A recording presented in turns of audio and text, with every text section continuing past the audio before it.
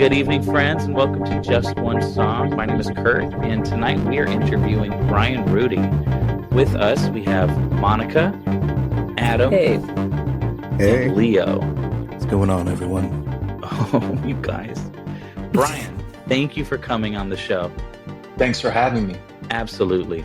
Tell us a little bit about what you do, who you are, your favorite color, mother's maiden name, blood type, last four digits of Social Security. Tell us about you. My mom's maiden name is Pano, but it's commonly mistaken for piano, which is kind of funny. Ironic. No, I am my day job is composing for anything that people will pay me to compose for, whether it's commercials or TV shows or whatever. And then strangely, as my hobby, I do my own music. We're talking about your own music tonight, but I wanted to ask, so Yeah. you professionally, you're in like the production music world. Yes. Yeah? That is, I've found a lot of people aren't aware that is a whole different universe in the music industry. How'd you find your way into the production music world? Well, it's funny you put it like that, because when I was in school, I was taking piano lessons from a professor where I went to school, and I had told the guy, I'd shared with him that I really wanted to work in a studio and be a music producer, and that was my dream. And I said, "Oh, you should talk to one of my former students who has a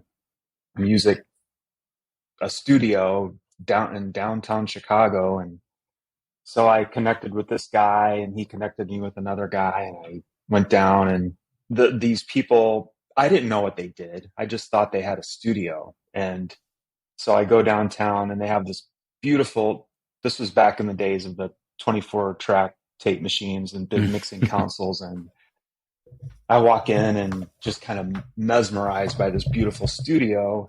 And then it took me being there a few hours to realize, oh, wait, these guys are composers and they write music every day for commercials. And this is just their studio. They don't rent it out to anyone. This is just for their use. This is their personal little lab. I had no idea such a thing existed. Oh, that's cool. So it was this whole industry and I was hooked. Can I ask you a question that might seem a little strange, but probably not? Sure. Do you own the rights to your music on that front? So it's become more and more. Back in the day, pretty much everything was bought out. So it was considered a work for hire. So you would do a commercial or something and they would buy it. These days it's split, and it's probably weighted a little more towards, they would consider it a license. So you might give them the rights to use it for a year or a couple of years or in perpetuity, but you would still own both sides of the publishing, if that makes sense. Do you have like an online library that people can access? Like, how do you market your music? Mm-hmm. I have a catalog. It's not my, there are people out there that's their focus, is having a library that's licensable, and they put a lot of effort into that.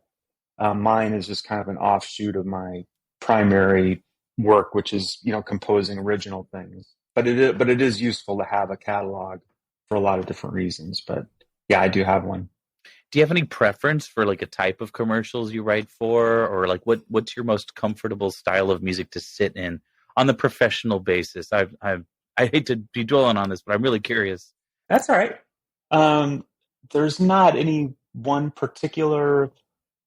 I'll say that the thing that I like the most, because it's very common in all sorts of productions, whether it's on films or TV shows or commercials, where you'll come into a project and they'll have a piece of music already laid against the film, temp music.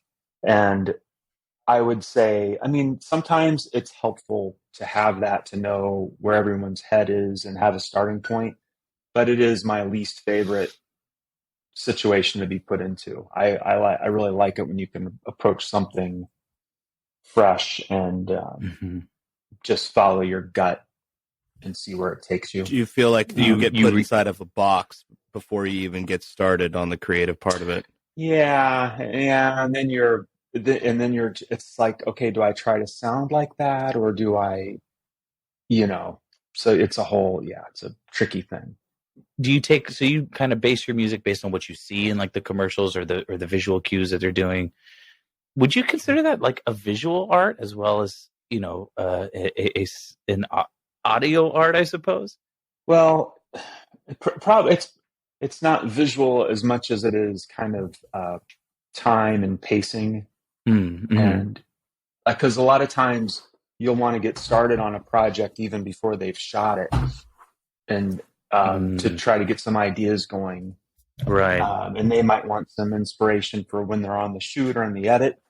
But a lot of times, until you see the actual film, it's really tough to anticipate what the flow and the pacing of a scene is going to be like. Mm-hmm. So it's really a time and energy based thing. It seems like that's not really answering prior the to the No, it does. shoot, like you can have more of an idea of like the bigger elements, like a theme or a motif. Like say you're shooting a horror film, Mm-hmm. or even the film for like Fast Forward that you did for PBS. You can have like these overall, Mm-hmm. like you have these thematic elements, but then like you seeing the final product, then that's when you get into the nitty gritty of like the timing and the build up and the dynamics and all that. But is that what you're saying as far as like going into it, you have these bigger concepts? Yes. And until you see the actual footage, it's really tough to anticipate, whether the music needs to help propel the thing or to help just kind of pull it back, or be totally in the background, or be something that's making a statement. Mm-hmm. Things like that. So are you able to separate like the work aspect of making music with the part of the musical process that is your muse, your musicianship versus your workmanship? Are you comfortable keeping those two things separate? I wasn't until I went down the rabbit hole with the modular synth stuff. It's probably been about 10 years ago now. And I always kind of floated in and out of side projects with different artists, and I'd produce a band or produce a one-off song or some track here and there on the side. But I was so focused on the professional side. It was not something I did that. It wasn't a focus for me. And then I kind of went down this rabbit hole with the modular synths, and it was like I found this, I found a voice that I wanted to really explore, and so that became a catalyst to kind of really get into making my own music. Now, for our listeners, and so because it's so different. I'm sorry. I was just gonna, if you could explain a modular synth as far as like how you use that, what it is, just for our listeners that aren't maybe not be familiar with modular synthesis. So a lot of synthesizers that most people would recognize, have a keyboard, and everything is contained within the keyboard instrument, and it has presets, might have some knobs on it that you can adjust things, and that's what a lot of people would recognize. A modular synth is more of the individual components that make up synthesis. You kind of buy them separately, sold separately, and you buy a case and you mount these things into a case, and you kind of are designing your own synthesizer from the ground up. So you have an oscillator that makes the sound, a filter that shapes it, and envelopes and LFOs that adjust the timing, whether it's a percussive sound or a slow sound. And then you have effects that can make it sound like it's in a reverb in a big room or something. And then you have sequencers that you can program the notes that are played. So you're kind of building this system, and you patch it together. And the thing that I really dig about it, and it kind of leads into what I think we're gonna talk about with this project I did is, you can, it's like you can design a whole performance environment and then perform it like a gigantic instrument, And it's curated to you, and you're the artist. It's an expression of your journey. Yeah. That's awesome. Yeah. It seems, based on in the background, I don't know if we're going to release the video of this, but Bryan has a whole wall full of just all different blinking lights and blinking lights. It looks like one of those old computers that filled a room that was only like 5 megabytes of information. But based on that, you prefer, as most people do with your hobby, prefer analog over digital, I'm assuming. Is that accurate? Well, for certain things, it's really for certain things, it's a mix. A lot of the modules are actually digital. I can see some of them. For certain things, analog, definitely. Whether it's a filter or a certain kind of oscillators. I was going to say, for our listeners that are not going to see the visual of this, the closest analogy that I can come to is that it looks like Bryan is sitting in the cockpit of the Millennium Falcon, or like in the entryway. Yeah. Oh, yeah. It's fascinating to me that you were able to kind of find inspiration and also a new passion at the same time that informed your career and kind of propelled it forward. Because you said you've been doing modular synthesis for about 10 years. What was it about it that was so appealing to you, and what was it about it that felt you were able to kind of express a certain part of your creativity within a professional setting? It gets back to what we were talking about before, where you could really design something that was very personal and very unique, and the performative aspect of it, where because everything is laid out, and you can just reach out and control things in just a very organic way, and I think that really just caught my interest. And the funny thing is, I know that it made me a better composer, even with orchestral music, because it gave me such a better understanding of the building blocks of sound, if that makes sense. So Absolutely. Yeah. It's the most expensive Lego kit I've ever seen, and the most productive. I don't know. Legos are pretty expensive, man. That's true. Yeah, They're especially if we're talking the Millennial Falcon. I've been able to justify it because I can tell myself that I use it for work, which I do. But you do. You don't need to justify it to yourself. You need to justify it to the IRS. Yeah. That's for that tax. Sweet tax write-off, baby. Hey, so long as you're getting a return on investment with it too, as long as it pays itself off. Were you I hate to say electronic musician, but were you, for lack of a better term, how would you describe yourself in terms of your focus in music on your hobby side? It's tricky because some of my friends want to call me a DJ, which I think is hilarious. Not a DJ, and I'm not, and I don't do dance music per se. I mean, some of my music has a beat to it. I would describe it as kind of minimal electro that has sometimes an ambient bent to it.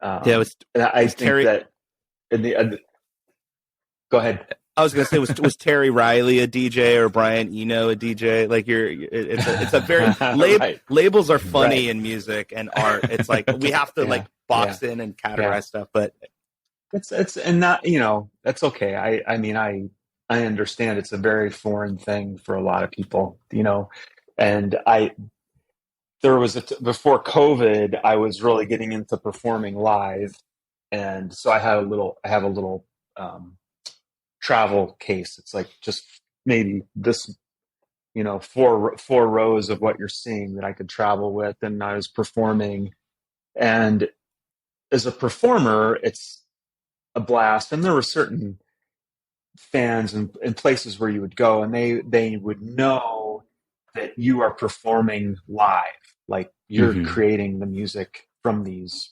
instruments there on the go. But for a lay person who might just stumble into the bar, they wouldn't know the difference that you're creating it or just spinning a CD, So it's kind of a geeky thing, but there is a community of people that are into it and appreciate that way of performing live electronic music. Your compositions kind of straddle a lot of different worlds, though, because you're not. I mean, you could say, yeah, you're a minimalist electronic ambient. You do compositions like that, but you also work with orchestral pieces. You also work with, like the more.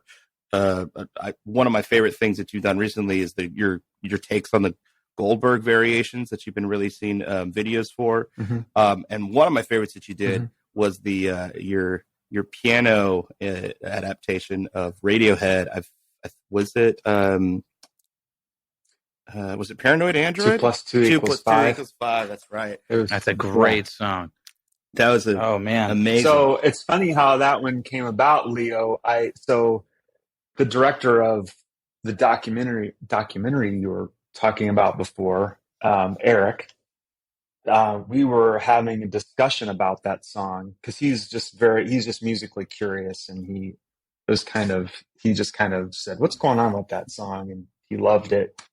So I pulled it up and started listening to it and listened to it some more, and then I loaded it into Logic and started figuring out some of the chord changes. Oh, that's an interesting chord change. And then I started transcribing the melody. And before I knew it, I had transcribed the whole thing in Logic. And then Eric and I had a discussion about it. And I was trying to describe to him some of the musical things that were happening. And then from there, I thought, oh, it'd be fun to do. I kind of have this all in here. I should make a piano arrangement from it. So that's kind of how that came about. Opening track those for Hail to the Thief. Yeah, 2 + 2 those = 5. earlier Radiohead albums they do so much with like electronic equipment and just fantastic music for people who are new to the electronic world. It's a good place to start. Yeah, and Johnny Greenwood is he's a musical genius. I would say that is apt. Yeah. Leo mentioned your work on the Goldberg variations. Is that at all inspired by Wendy Carlos switched on Bach? No, that was inspired by the real famous Glenn Gould recordings that I've listened to forever, and he was a famous Canadian classical piano player, performer. Yeah. Just amazing. And so I listened to those forever, and I learned a few of them here and there, off and on. And right before it wasn't triggered by COVID. It was before COVID hit. I decided, I'm just gonna. It might take me 20 years, but I'm gonna learn this whole thing. There are 31 pieces. Wow! So it's a big collection. Wow! And so I just started working my way through it. And then when COVID hit, then I just became obsessed and playing like 4 or 5 hours a day on it. So yeah, I can play the whole thing now. That's awesome. And I'm trying to memorize it all. I've got 23 of them memorized. So I'm getting close. Holy. 23 out of 31. Yeah. I'm trying to think of a comparison that like we could how monumental of a task it is to not just like play them, perform them, because you've recorded all a good amount of them. Have you recorded all 31 of them? I've recorded 22. Okay. Yeah. If there's three musicians who are going to be remembered in human history, it's Bach, Mozart, and Donny Osmond. No, I'm sorry. I wondered where you were going with that. Yeah. No, Bach is kind of home base for most musicians, I think. Deserved, absolutely. Yeah, that's impressive. I can't wait to look more into that. Tonight, we're talking about your Jupiter 8 project. Can you? I was listening to your how-to video on the track we're reviewing tonight, and please tell us more about that. I'm so excited for those of us who haven't heard it to hear it. It sounds awesome. Can I tell you how kind of the genesis of the project a little bit? Yes, please. So I stole the idea from a keyboardist synthesist named Matthew Bourne, who has an album called Moog Memories. And he did an album that only used this synthesizer called the Memory Moog. So it's a polyphonic Moog synthesizer. And he's an amazing keyboardist. So it's primarily him just performing kind of one-off little performances. But I just not only love his compositions, but I love the concept of it, and that you can really get into the character of that particular synthesizer. And he just like explores all the nooks and crannies of what this one synth can do. I just thought it was a brilliant idea. So I got lucky enough to get this synth called the Jupiter 8, which is one of the classic synths from the 80s. And funny enough, Roland. I bought it from the Nine Inch Nails keyboardist Alejandro Cortini. Long story. So it has a little bit of history to it as well. Wow. But I have this synth, and I thought, I would love to do a little EP that's the same approach as what Matthew Bourne did with the Moog Memories. So that's kind of how it started. And as I got into doing a couple tracks, I kind of expanded my ideas on how to produce different things. And I said, I'm going to do a whole album. And so the idea was that the Jupiter 8 would be the only sound source on the album. But I kind of opened it up a little bit and tried to come up with a variety of ways that I could produce different tracks. So one track, okay, I'm just going to sit down and play it live, and that's it. Just playing the keyboard. Other tracks I produced in Logic and multi-tracked it and programmed everything and produced it like a traditional track. And then others, I triggered it from some of this modular sequencers I have. And then I sampled it, created a drum kit out of, made a bunch of kick drums, a bunch of snare drums from the synth. And then I created what it's called a wavetable, which is where the title of this track we're talking about came from, where you take different sounds from the synth and you take little snippets of each of those sounds, and you can take 64 of them, and you lay it gets laid out into this 8x8 grid with all these different little, there's a sine wave and a square wave, and then all manner of variations. And there are different synthesizers. I have some in my modular system where you can then load that wavetable into that module. So technically you're playing the Jupiter 8's sounds. Does that make sense? But you're triggering it from another device. Right. So for this track, I took that wavetable and I loaded it into a couple different modules. There's one from the company called Synthesis Tech, and one from ALM. That's geeky stuff. But so basically, I took those sounds loaded them into different modules, and then, programmed from some sequencers within my modular setup, played those sounds, and then also triggered the Jupiter itself and performed it down, in one go as a single performance. So the Jupiter acts as a controller as well? Yeah, I mean, whether you're playing it from the keyboard, it has an arpeggiator built into it. Wow. Yeah. We mentioned earlier of you when you going into a composition and they already have music like as a filler, and that's kind of boxing you in of like, oh, this we want it to sound like this.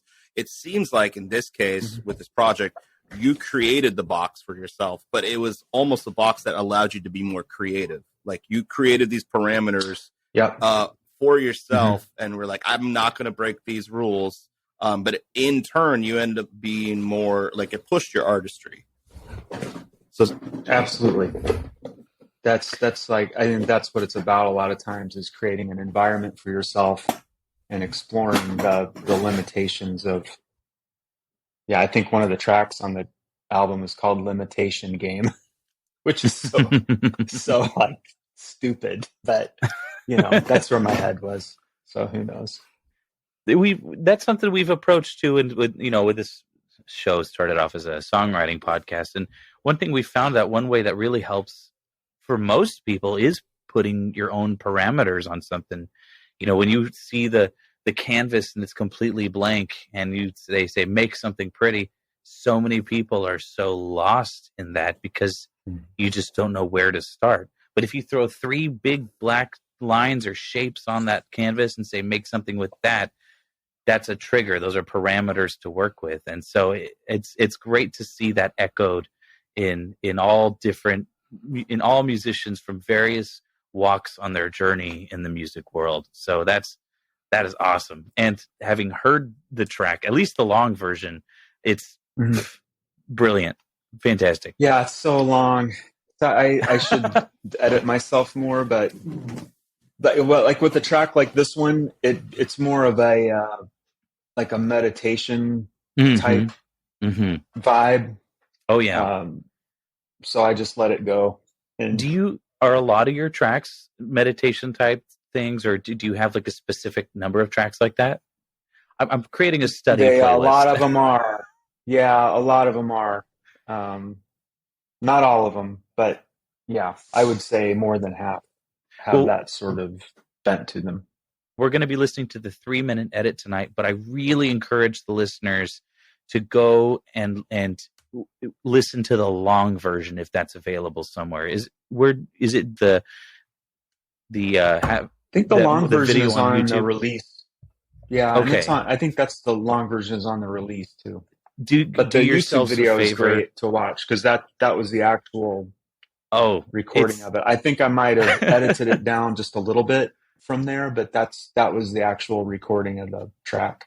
It's terrific. It is so cool. It's like have you guys seen Breaking Bad? When you watch like Walter White making meth, and it's like so amazing. It's like that. It's just like you're just captured. It's so cool watching him work. But yeah, listeners, do yourselves a favor. Throw on some headphones. Close your eyes. Take 15 minutes out of your day to breathe and check out this track. It is awesome. With that being said, do we want to get it queued up and have a listen? Let's do it. Yeah? Sound good? Get your dental floss out. You're going to need it. We'll have to listen to the long version if we're going to floss like Monica flosses, though. Yeah, we're just razzing you tonight. Here. Oh, no, go for it. Good. So we will. Great to see you, by the way, Monica. Which file is it? You as well. It's been a while since we've all been here, huh? All right, we're going to have a listen. 3, 2, 1, go.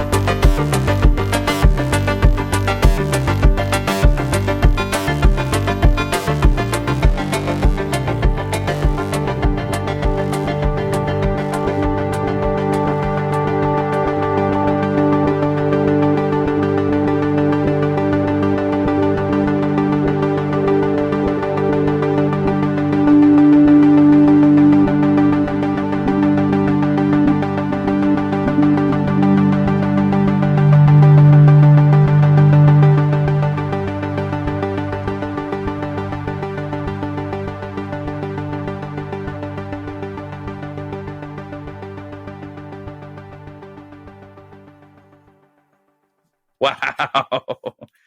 Oh man.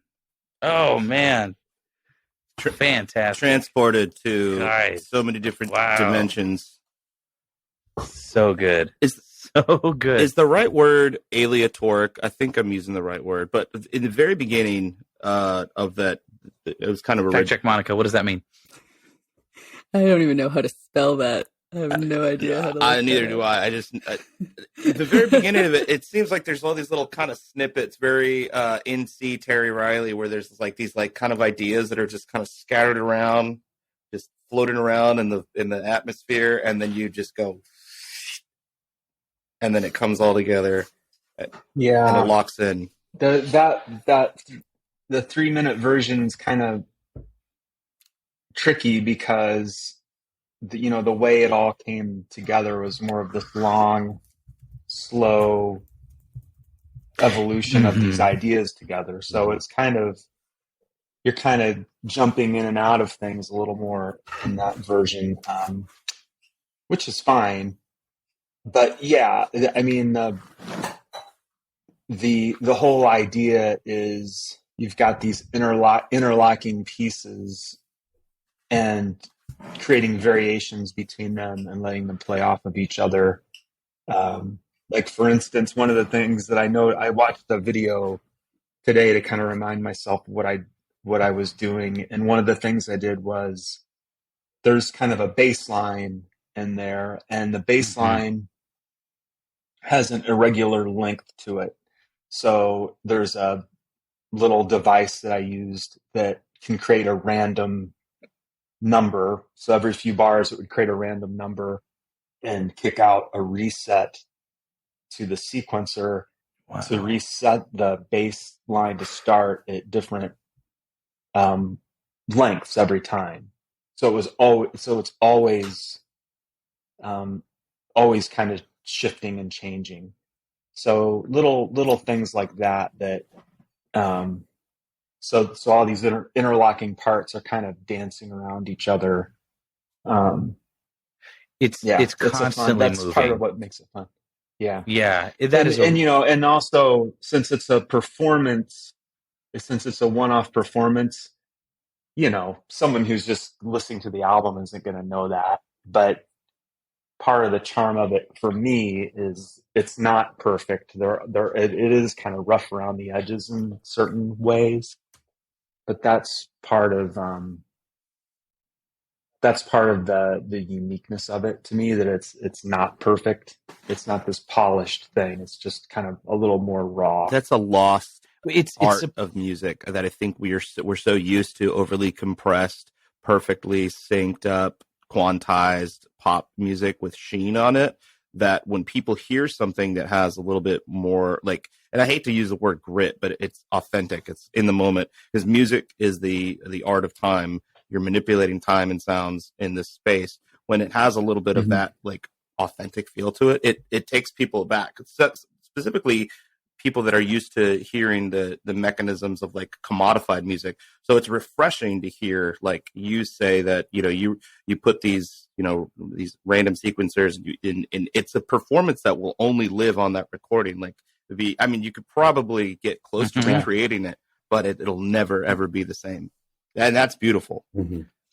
Right. Yeah, it's funny, the first track I did for this album, before I really had an idea of where it was going to go, I posted a video of one of the tracks, and some guy on YouTube just went off on he was offended by it. Said, this is crap. It's out of, all the parts are out of tune and it's out of sync, and he just did not get it at all.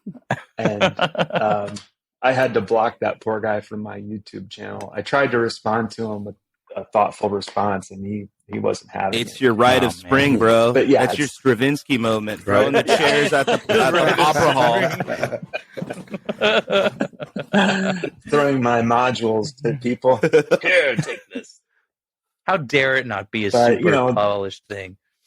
Right. Yeah, and that's part of what I think. That's part of what gets me going with it is, because when you're doing professional music, it does tend to have to be more buttoned up and within certain parameters. So it's nice to kind of stretch out and let things just kind of go haywire, see where it goes.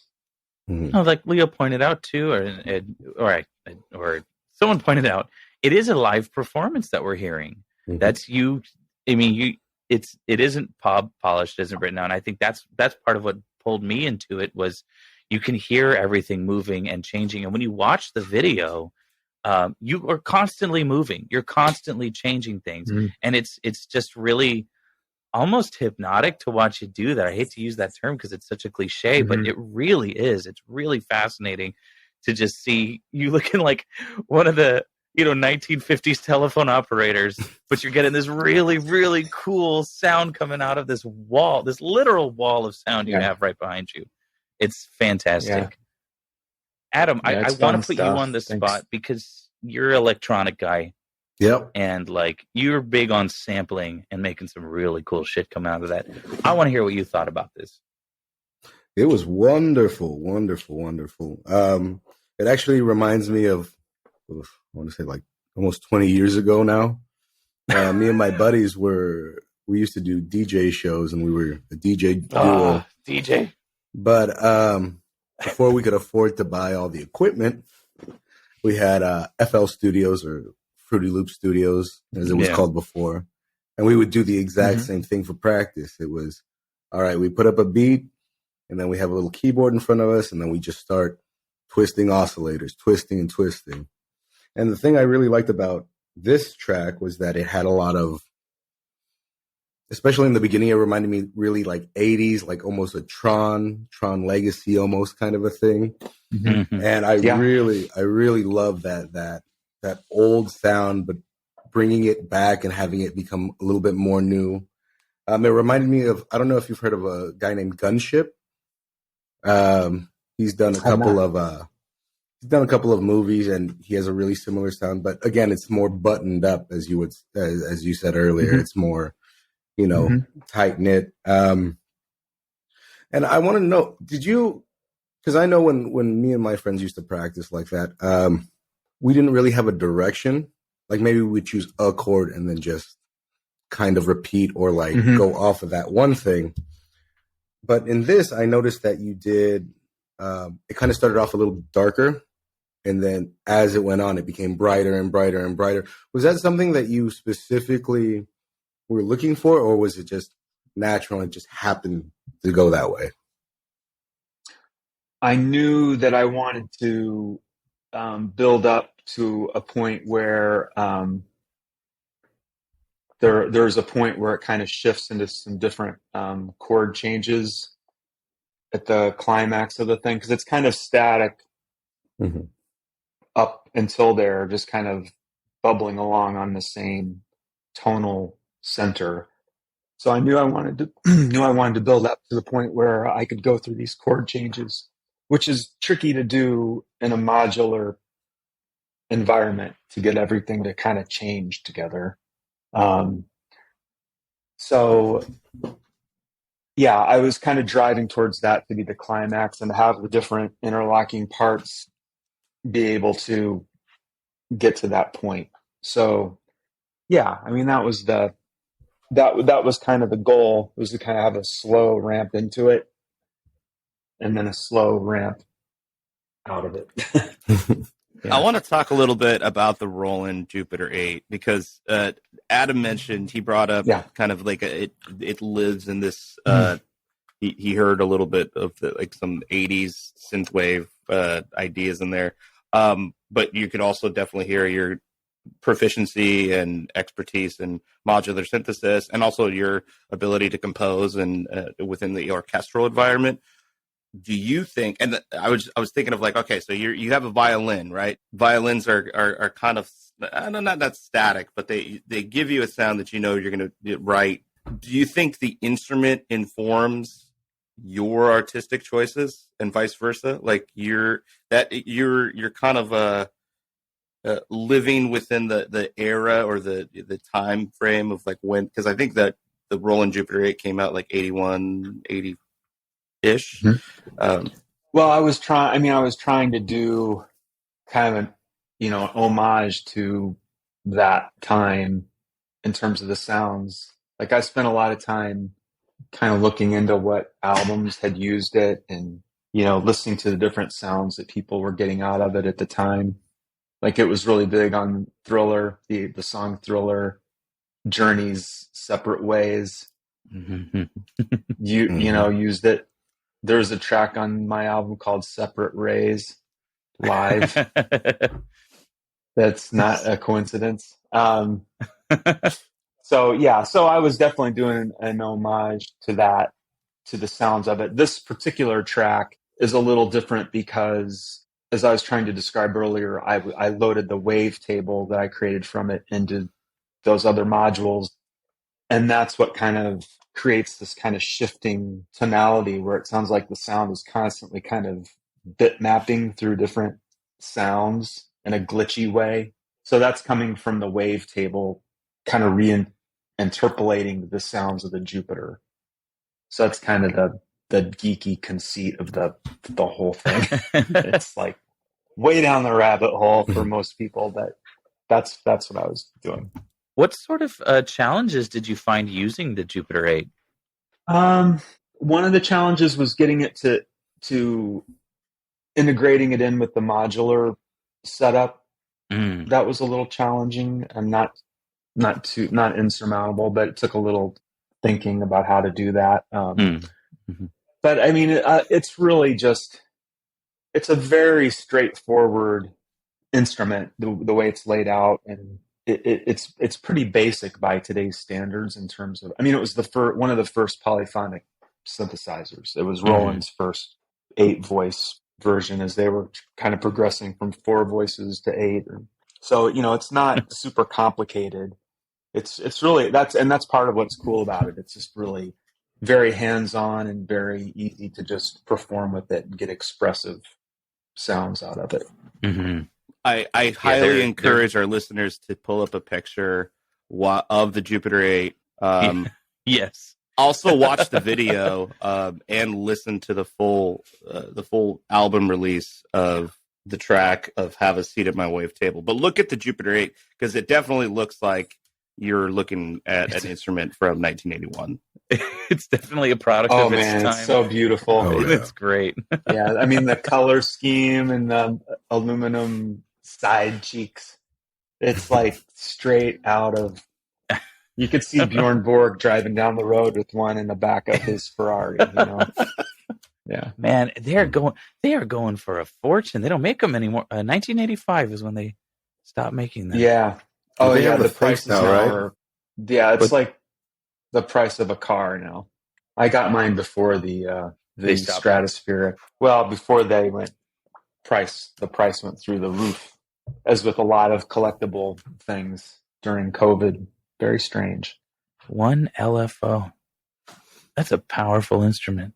It's so simple. It's really brilliant the way it's laid out in terms of between the LFO and being able to control the vibrato and the modulation of various things kind of with your left hand, and then the tonality of things with the filter on your right. It's just all right there and very it's an instrument, It looks it's very limited too in what it has. I guess those are the parameters as well. Yeah. Allowing you to expand beyond the instrument itself. That's awesome. Yeah. Brian, so cool. Have you tried any of the VST versions of the Juno? Mm-hmm. And do you think that they're similar enough to where people don't have to go spend an arm and a leg for the actual originals? Absolutely. And the way what I always say when it comes to these vintage synths is part of the joy of having one is just the inspiration of playing the physical thing. I think you can tell the difference when, kind of like the Matthew Bourne album that he does on the Memory Moog, when it's or like this album, when it's in an exposed situation where you can really just hear that synth. I think you can. I mean, someone could quiz me and do an A/B and try to make me guess which one is the real deal, and I would get it wrong. But I feel like you can, in certain situations, you can tell the difference when it's exposed. 99% of the time you're going to be putting this into another track underneath with other things. And in those situations, you could never tell the difference, you know? So I think, yeah, VSTs are great for most situations. And I use a VST sometimes. I think it's very appropriate that they named it the Juno after the Jupiter, because in like Roman mythology, Juno is the wife of Jupiter. Yeah, they're together, so they're very similar. Is it Juno and Zeus, and then Jupiter is the Roman version of Zeus? Yes. Well, Juno, the Romans basically just took the Greeks' shit, and we're like, we're going to do the same thing. Yeah. Well, so okay. This is totally unrelated, but so you know the moons of Jupiter, the main moons, Ganymede, Io, Titan. Europa, and no, Titan, Saturn.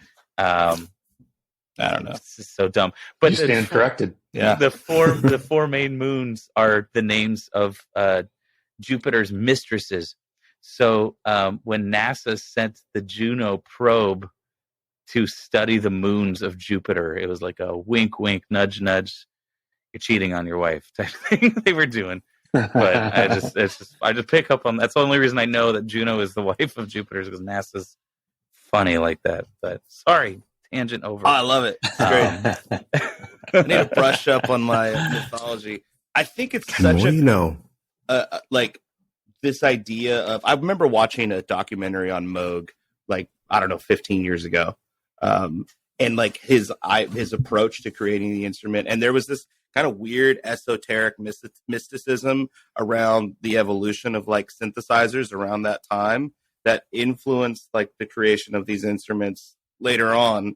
And you can hear it. I don't know. And there's also a resurgent recently amongst like new listeners. Like I saw someone on TikTok post about the Boards of Canada, and I was like, oh, people are like rediscovering electronic music, not the electronic music, like not Daft Punk, right? Like things that like push the. Not saying that Daft Punk's bad; they have some great stuff, but the idea that these instruments, in and of themselves, were works of art, and I feel like you do justice to the Jupiter 8 in this, because you said it best. You said you let it kind of be naked on this album. You can hear it; it's exposed. Do you think there's like some? I don't want to like. Is there some like mystical force, or is there something creatively like? Is there a muse inside the instrument? You know, I think with any instrument, any good instrument, there's a connection that happens when you get a certain level of mastery with it, and it can transport you as a player, and then hopefully it can transport, listeners can tap into that energy. And I think that, these electronic instruments are no different if you know how to perform them in a musical way. And, they create sounds that are very unique and unlike any acoustic instrument that tickle your ears in a different way.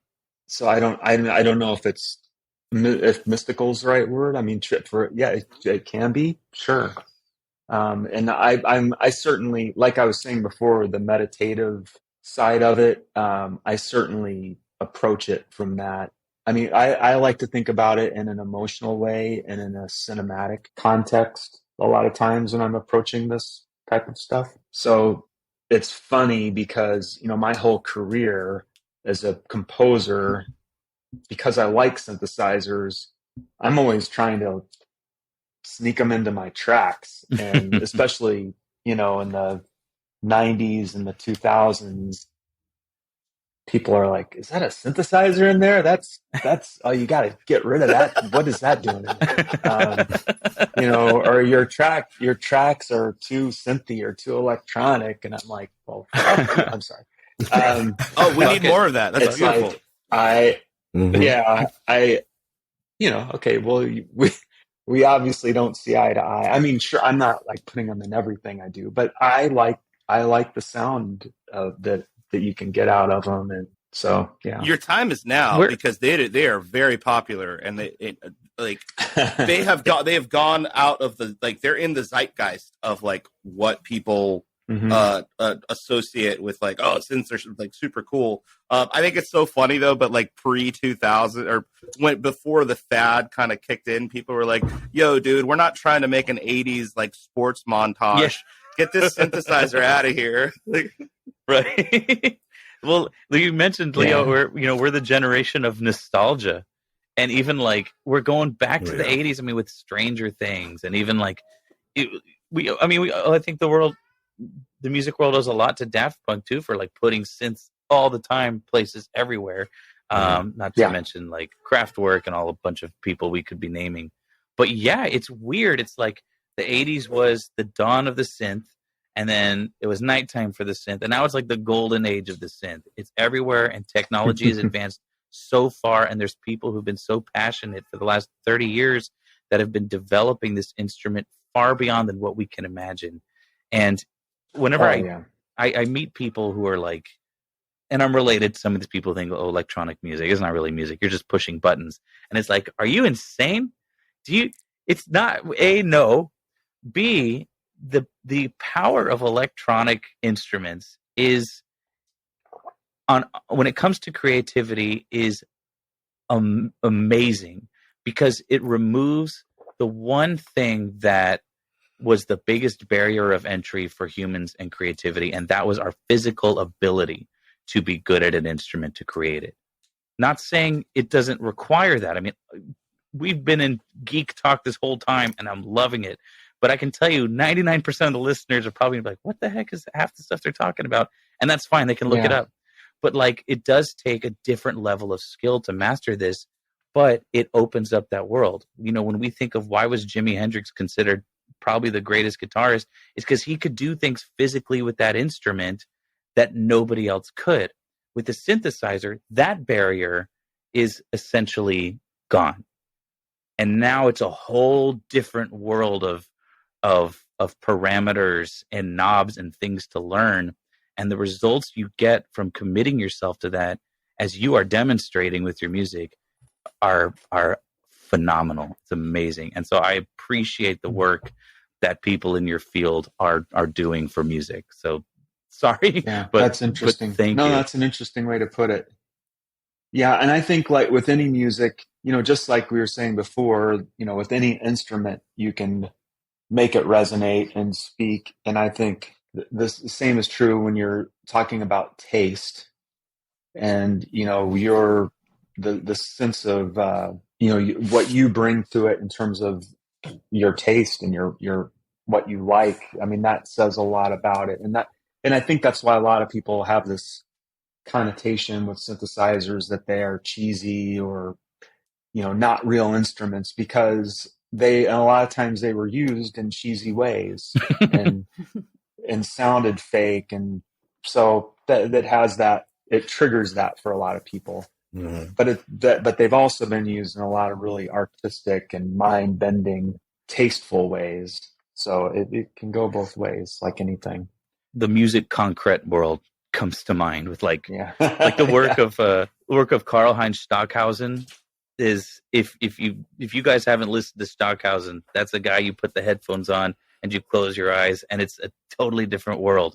But he's like an A-lister in that world. I think a lot of people know about him. It's weird to me too, because you kind of straddled the world pre this resurgence of like synthesizers, but you also straddle in composition through film, but also in like your electronic repertoire, and even with technology too, right? Because you mentioned earlier on when we first started talking that your first piece of gear to record was a 4-track, was like a Tascam tape 4-track. Yeah, those are expensive now too. By the way, those are like, I was like, man, I wish I had my time. I looked at picking one of those up, and it's like I have some friends who use them in creative ways. It's really fun to see these things come around and get used in different ways. And that, the tricky part of it as a electronic person putting these things out there, at least for for myself is, I decided that I'm just going to do what I like, and, I make my living doing other things. So there's no commercial pressure on a project like this. Right. And so sometimes it feels a little self-indulgent, but on the other hand, it's how I push myself to kind of explore new things, and it's what makes me happy. So I don't really care. You do one for them, and do one for you. Yeah. But it is not. But you do want people to connect with it, and you hope that if it moves you, then it's going to move other people. Mm-hmm. So I think that's true ultimately, but it's not like it's going to be charting on Spotify, right? But what does that even mean? Yeah, Spotify. It's all about Deezer. Is that the Weezer cover band? Deezer. No. I do. Deez hey, nuts. You make it interesting.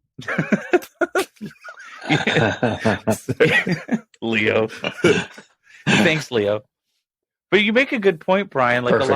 a lot of people whose position it is, like whose job it is to make music. Yeah, that they have that definite commercial pressure, and a lot of musicians will sell the music that they themselves are most comfortable with, and a lot of them have to make a choice when it comes time to making a track that's for them. Is this just for me, or is this going to pay the rent? And so for a lot of musicians, I had a boss who was big in he's a production music guy, and he told me he hasn't played music for fun in 20 years. And that's what he signed up for, because he has to pay the bills. He's got kids to put through college. He has to put his music through to make money, and that's kind of what he sacrificed, and he accepted it. But it seems like you've been able to preserve that portion of it comfortably that's just for you. And that is, if that's not the dream, I don't know what it is, man. That's awesome. No, I feel lucky for sure. It's, like I said, sometimes it feels a little selfish, but I know that it all kind of feeds off of each other. And if I'm going to, I decided a few years ago that my focus, when I look out 20 years and where I want to be dedicated to the craft and just creating and pushing myself as a composer and a performer. That's what I want to do. Mm-hmm. And, so nurturing all these different sides of what it means to be that sort of person, that's what I try to do. So, and I feel very fortunate that I can do that, and that my wife puts up with it. That's the most important part. I always make the analogy to someone that's always says like, "Oh, I'd love to start a restaurant. I want to be a cook. I want to be a chef," because they see it romanticized and glamorized, and then they get into the restaurant industry and they're like, "It's a lot of work. Oh man, this sucks. This is horrible." It's like, well, you said you wanted to be this. It's the same thing with the example that Kurt gave. Like, oh, I want to be be a music producer, whatever. You get in that position and you're like, oh, it's not the grass is always greener. We were talking about a little bit of the meditation qualities to some of your music that you released.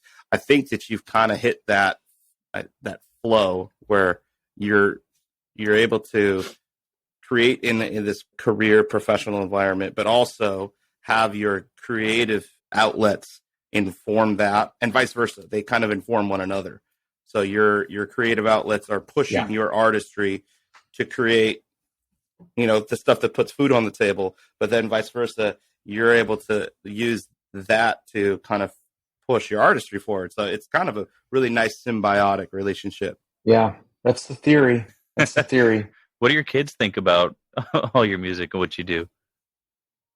I think they appreciate it. I think they're into it. I mean, actually, my daughter, who is an aspiring professional dancer, just asked me to create a piece of music for a dance that she's choreographing. Is that how you say choreographing in that context? That's phenomenal. Yeah. So I wrote a piece of music. She was my client. The budget was terrible. You're like, pay rent. That's it. Send her to collections. She wasn't too hard on me, but there was a little bit of back and forth. Like, Dad, could you make the middle do this and make it, there was a little back and forth, but where we ended up, I think, was really great. She's a producer right there. Yeah. That must have been a great feeling for your kids to ask for you to use your favorite thing. It was. That's awesome. It was funny because she had texted me and said, Dad, I have a important question to ask you. So I instantly assumed like, oh no, there's some sort of money request coming down Can you do a piece of music for me? Oh, that I can do. Let's go. Just as bad. I want that synthy thing. Yeah. So I want that synthy thing. I said, you've come to the right place, daughter. I want to call it "Forgive Me, Father, for I have sinned." Oh, that's good. Someone cut his mic. That's awesome. I want to put that on a throw pillow. What's some things you've learned along the way, this journey, where you've been, some really important lessons? I've learned, which is not just unique to this field, but I've learned not to compare yourself to other people and to accept yourself for who you are and your shortcomings and the things that make you you, and try to just be happy with who you are and the journey that you're on. Your shortcomings are your parameters for growth. Yeah. Any advice you would give to people going out through on this adventure? Apart from what you just said. Well, advice on which side of things, like creating your own music or just generally speaking as a musician, or? Well, I guess generally maybe how do you maintain such a healthy relationship with your music? Oh, I don't know. You don't seem obsessive. There's some. Oh no. Oh, do you? Did I read the room wrong? There's some obsession. There's total obsession. I mean, it's taken over my life. It's, when I said my wife puts up with it, I wasn't kidding. Like right now I'm on that Goldberg variation vision quest. And, it just, the way our schedules work, a lot of times I'm working on that when she's around the house, and our piano's, it's not a small piano. The thing is loud. I try to play it softly, but I might play for 3 or 4 hours and she's got to put up with that racket. And she does. But no, I am obsessed. Don't worry. Oh, okay. Yeah. Yeah. Sometimes I'm not as social as I should be because I'd rather, geek out on something, but I have great friends. I'm fortunate to have that as well. So, and that helps. And that would be some of my advice. It's like anything I ever read about happiness and longevity, having good friends, good relationships is critical. So yeah, don't short that. Feed your support system. That's right. What about some advice for your commercial success? Say for a beginner who wants to get into it. Yeah, I think have an idea of, try to figure out where you think you could slot in within the industry and try to go there and get into that community, because there are all these different little subcultures, whether it's film or TV or commercials or gaming, and there is cross-pollination between all those worlds, but they're kind of these siloed communities in a lot of ways. So, if you want to do films, I probably would have told myself to move to LA and immerse myself in that culture and that community, and just grind it out. And the one thing that a guy told me when I first was starting, he said, and I still tell myself this today, is a lot of times success is just being able to gut it out and be around for when the opportunities come around. And I still find that to be true.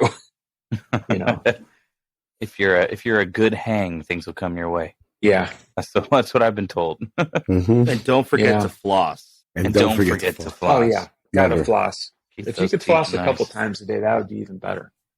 Yeah. You hear that, Monica? She heard it. I know she did. She's She's You know like, what? I'm Just done. rinse your mouth with hydrogen peroxide. You know, get all That those doesn't cavities do out. it. That doesn't do it. That doesn't do it right. You have to floss. It feels Monica, like what are you eating? it's working. Toothpaste mints? It feels like it's working. Yeah. Monica's chewing on some steel wool. That's her. Mhm. That's Yeah. her flossing breath. Brian, your Oh, man. first piece of advice that you gave, which is don't compare yourself to others, is something that I've been Yes. working on the last maybe 2 years, because I took a break from music for a while and I just started writing again for probably within the last year and a half, and that I think it gets back down to like removing your ego out of the equation, because comparison is all it is like you feeding your ego at that point, like saying like, oh, I'm better than this guy, or I'm not. Like comparison never does anybody any good. Healthy competition's okay, but like I really resonated when you said that kind of stick to growing who you are as a person. That is in turn growing you as an artist, or whatever artistic endeavor you're doing. I think that needs to be earmarked on this episode. Like comparison is never a good practice. Yeah, it's so tricky, isn't it? Because like you said, competition is good, and you want to learn from other people and see what they're doing and pick things up. Mm-hmm. But at the end of the day, you've got to take that in and do your own spin on it. And it's going to be different than what they are doing, and that's okay. That's good. That's a good thing. Yeah. And as a part of that, I'm sorry, go ahead. Kurt. No, go ahead. I was going to say, and as a part of that, you're not going to connect. Your music is not going to connect with everyone, but there are going to be people that it really connects with, and That's who matters. that's something you have to accept as well. Like I can accept people Whoa. not liking me, but I don't like when people actively hate me, like are angry. Like there's a big difference there. Yeah, Yeah. like that YouTuber. Yeah, that guy. Oh yeah, that guy. I love that. I wanted to I'll have talk. to look him up. Oh, that's the best. I wanted to talk about that as far as like be misinformed or kind of very myopic listener that I only listen to. This is why it's good to eat new foods, to try new things, to experience new cultures, listen to music that maybe it makes you uncomfortable. Good. Get out of your comfort zone. It pushes the boundaries of like our understandings. It just makes you a better person. But it seems like this like myopathy that this guy had like wouldn't allow him to see past what he like. This is what it's supposed to be, and I see that all over social media. It's beautiful. I think it's hilarious because it's willfully ignorant. It's willful ignorance at that point. We're just like, bro. It just cracked me up that he would feel so strongly that he had to like try to, like he was gonna open my eyes to how ill-tempered my music was. But sometimes that's a mark People of do greatness. that to me all the time online. I will make an admission on the last Goldberg variation piece that I put up on YouTube. Some guy like commented, he said, "Great job." He said, "That's a funky E flat in bar 5." And I responded, like, funky James Brown or funky mushrooms gone bad in the back of the fridge?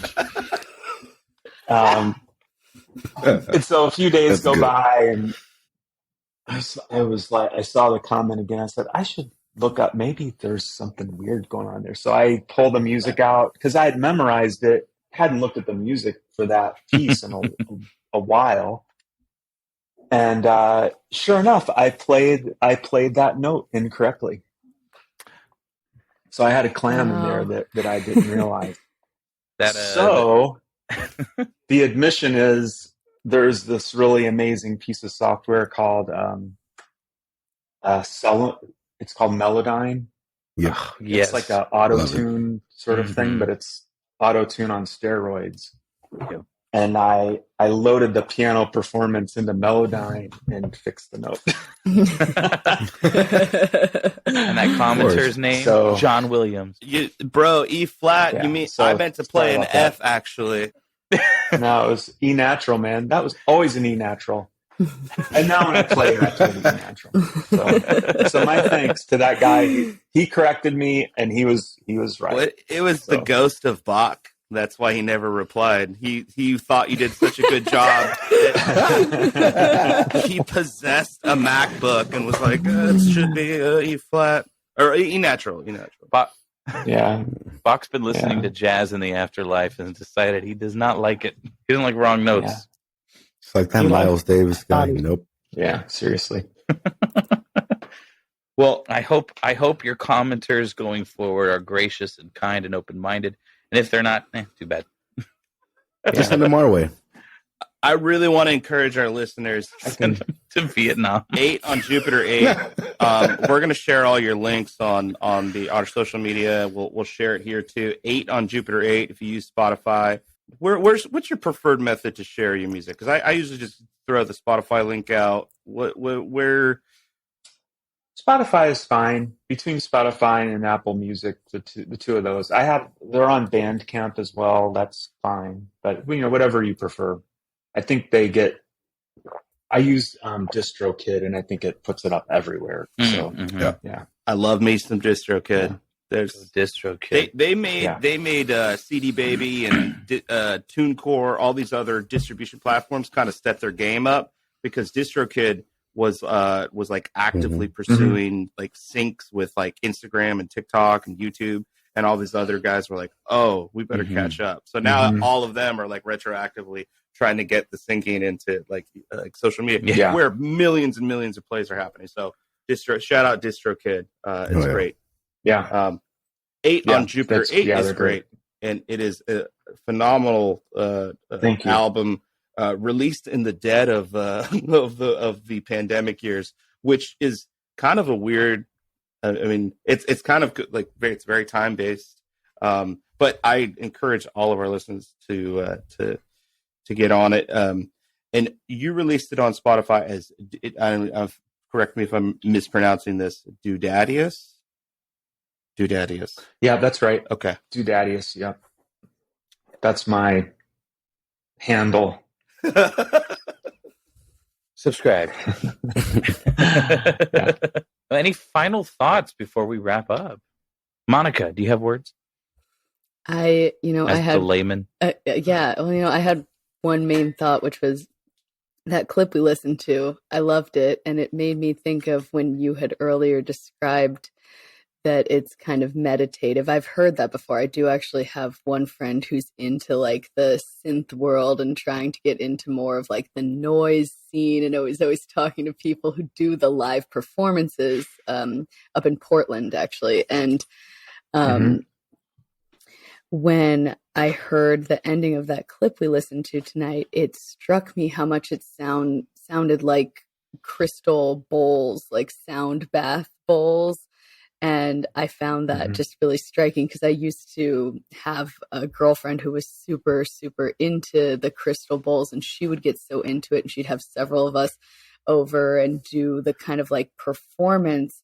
And like when you're in a room with those crystal bowls, you feel like the noise going around the room. And with my headphones on listening to that piece, it's a very similar, like you feel like the circling, like it sounds like it's circling your body in that same kind of way, where I can see how it's very meditative and how it would be super fun to watch. And like you mentioned several times, when you feel so connected to it, sometimes other people connect to it as well. And I think as someone who has always like wished I could express myself through music, but not ever really had anything click despite years of piano lessons and many attempts to do that. My creativity wasn't there, but when I see other people who can connect with something, I can kind of, grasp that connection in some way. And I really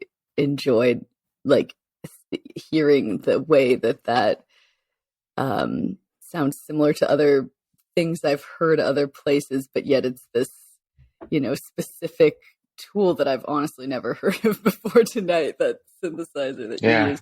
So it's awesome. Yeah, it's good. Thanks. It's cool to hear, what other people pull from it, what other people hear, and how they interpret it that I would have, never thought of. That's very interesting. Thank you, Monica. But thanks for indulging me and talking about this. It's fun to talk about it. Absolutely. Thank you for coming on. Yeah. Thank you to Emmy-nominated composer Bryan Rheude for coming on to our show. You're Emmy-nominated? Emmy-nominated. Blah, blah, blah. Yeah. Blah, blah, blah. I had to get that in there. I'm on your with that. I should have won. What happened to all this talk about not comparing yourself to other people, Bryan? Was that just all talk? It's not a competition. Although I should have won. For the Emmys. You know what you did win? What was it for? Dad of the Year award, because your daughter is dancing to some modular That's right. Oh, that's right. Yep. Fantastic. Yeah. Bryan, I can't wait to see what she creates. Yeah. Thank Let you us guys. know. Bryan Rheude, 8 on Jupiter 8. Specifically, we looked at the track tonight, Have a Seat at My Wavetable, but treat yourselves, you guys. Throw on some headphones, have a glass of wine, take some Molly or something. No, or sober. It's great in any mindset. And just dig this music, you guys. Thank you so much, Bryan. Thanks, guys. Bryan, thank you so much. Appreciate it. From the bottom of our hearts. Take Thanks, care. Bryan. Okay. This is just one song. Okay.